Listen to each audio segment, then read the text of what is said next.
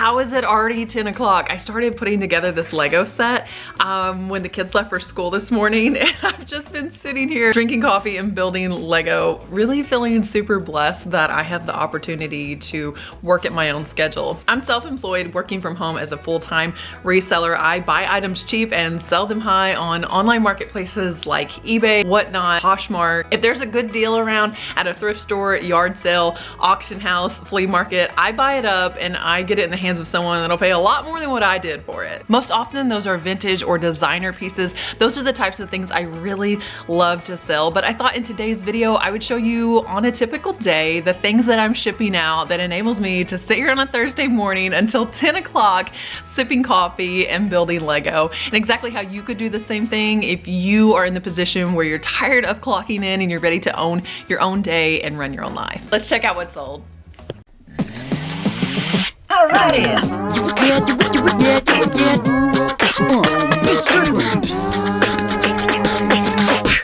I have a really eclectic assortment of things that are going out today, including these tiles. And guys, do you remember, gosh, it's been a couple months ago probably, I picked this up off of my thrift store wall for, it was either $4 or $6, and I was like, maybe I could get 30 bucks out of it. And then I researched them, and for it to be this large, it was worth quite a bit more. I actually just sold it for $95 plus $20 shipping. All in, the buyer's at like $124 on this one. Just be advised that if you do pick this up, check the measurements when you're checking comps. This was a full 24 inches across, and almost none of the comps were that large. That's why I listed it close to $100 and got the full price sale on this one. I sold another Barbie case. Now these you might think, wow, that's got to be worth a ton of money. They're not worth a ton of money. It was worth me picking up for the $3 or $4 that I spent on it. This one is from the 70s. Well, actually 1967 on this one. Super, super cool, super mod. It would have probably looked good in here with the girls, but instead I sold it on eBay for $20 plus $12 shipping. If you see Torrid shoes, it's a really good idea to check the size. It's just really hard to find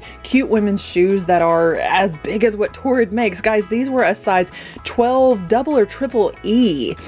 So I picked them up. I actually left these the first time at the thrift store, and then one of you guys, a viewer of the channel, said go back and get those Torrid shoes. I spent $2 on these and I just sold them for $35 plus shipping for used flats because of the size. This beautiful long sleeve women's top, it's comfort colors, size extra large, and it says, in the morning when I rise, give me Jesus. It's so beautiful. I bought it thinking I would sleep in it, but it's long sleeve and I just never did. So I sold it for $15 plus shipping. This one took a little while to sell, but I knew the right buyer would come along. When this sold, I was like, when did I get that dress? Where did I pick it up? I don't even remember having this listing. Sandra Darren, size 6, ladies gray. Luckily, I found it. It was in my inventory. It sold for $20 for a used dress plus shipping.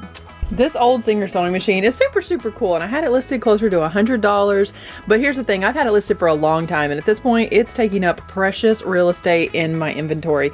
I've made offers, it's listed right now for $89. I've made offers of $50. It does have $30 shipping on it, so it's just something to consider whenever you are selling an item, is consider what the buyer's true cost is and how much they're gonna be willing to pay for a used whatever you're selling. Someone made me a $25 offer.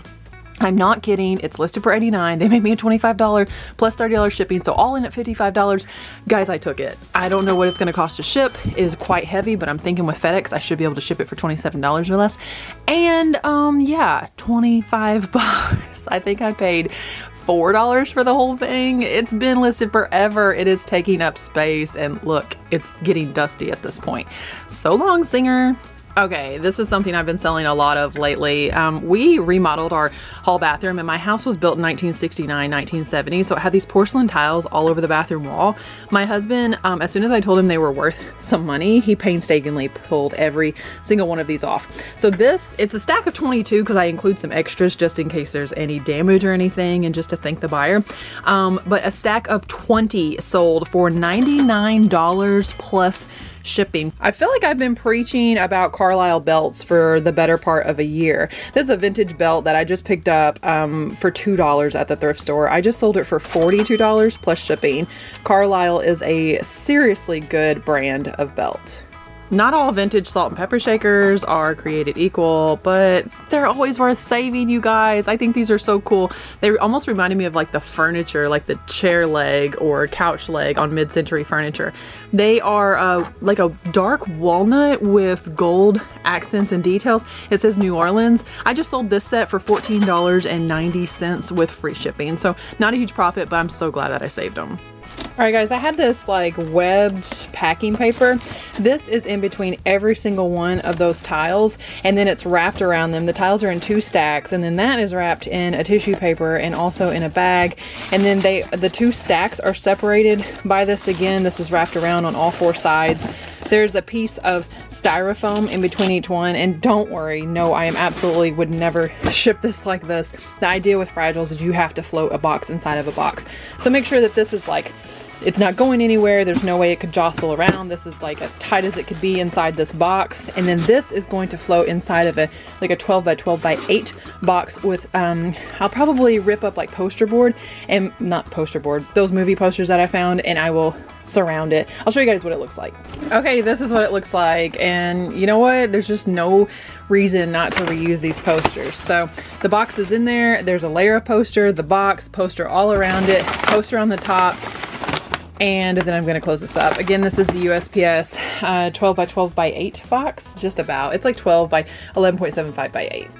So the tiles ended up being 9 pounds, 11 ounces, 12 by 12 by 8. I only charged the buyer $12 shipping. These are headed to Kentucky, a neighboring state, and it's only gonna cost me $10.90 to get it there. Super win. Everything's packed up. I even have this package that my husband sold recently. Some type of a battery adapter for a tool. I'm telling you, whether you want it to be your full-time job or just some side hustle where you're getting $20, $50, maybe $100 at a time, extra spending money, reselling could definitely be the thing for you. Even my 16-year-old son has the reselling bug. He sells Lego full-time over on Whatnot, proving that absolutely anybody can do this job from anywhere with any amount of time. I'm full-time, my son's full-time, and my husband, he's getting that extra spending money. Please hit that subscribe if you want to learn more about reselling. I'm gonna get these packages to the post office. As always, treat your business like your business.